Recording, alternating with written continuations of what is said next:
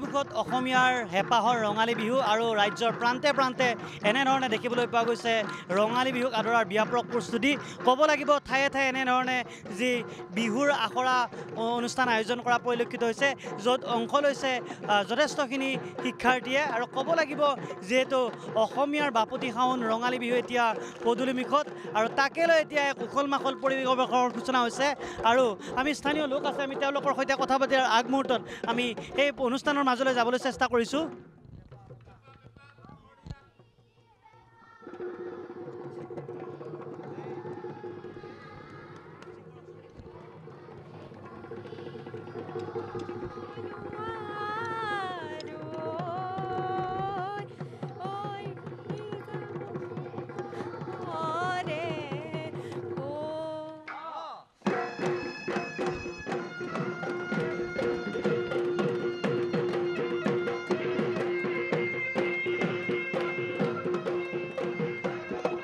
আমাৰ উদ্যোক্তাসকল আছে আমি উদ্যোক্তাসকলৰ সৈতে কথা পাতিবলৈ যত্ন কৰিছোঁ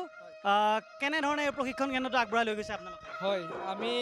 হাজৰিকাপাৰা সাংস্কৃতিক গোষ্ঠীৰ উদ্যোগত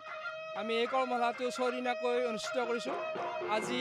শেষ অনুষ্ঠান আমাৰ সামৰণি পৰিব কৰ্মশালাৰ গতিকে এনেকৈ শিকাই আছোঁ আৰু দেখুৱাই আছোঁ সামগ্ৰিক পৰিৱেশ এনেধৰণে ক'ব লাগিব নেহেৰু স্মৃতি বালিকা উচ্চ মাধ্যমিক বিদ্যালয়ত এই অনুষ্ঠানভাগ আয়োজন কৰা হৈছে আৰু আমি আয়োজক সমিতি আন এগৰাকী আছে তেওঁৰ সৈতে কথা পাতিবলৈ যত্ন কৰিছোঁ দেখিবলৈ পোৱা গৈছে 6 দিনীয়াকৈ আপোনালোকে এই অনুষ্ঠানভাগ আয়োজন কৰিছিলে আজি সামৰণি অনুষ্ঠান হয় সমন্বয় সাংস্কৃতিক কেন্দ্ৰৰ উদ্যোগত এটি বিহু নাম বিহু নাচ আৰু বিহু বাদ্যৰ কৰ্মশালা অনুষ্ঠিত কৰিছিলোঁ বতৰৰ প্ৰতিকূল বতৰৰ কাৰণে হওক বা বিভিন্ন অসুবিধাৰ কাৰণে আমাৰ এই অনুষ্ঠানভাগিত কিছু তাকৰীয়া সেই পৰীক্ষাৰ্থী তথাপি অতি সুন্দৰভাৱে আমাৰ অনুষ্ঠান এই বৃহত্তৰ হাজৰিকাপাৰা অঞ্চলত প্ৰথমবাৰৰ কাৰণে এই বিহু কৰ্মশালাৰ আমি আয়োজন কৰিবলৈ সক্ষম হৈছোঁ আমি দেখিবলৈ পাইছোঁ যথেষ্টখিনি নতুন প্ৰজন্মৰ অংশ লৈছে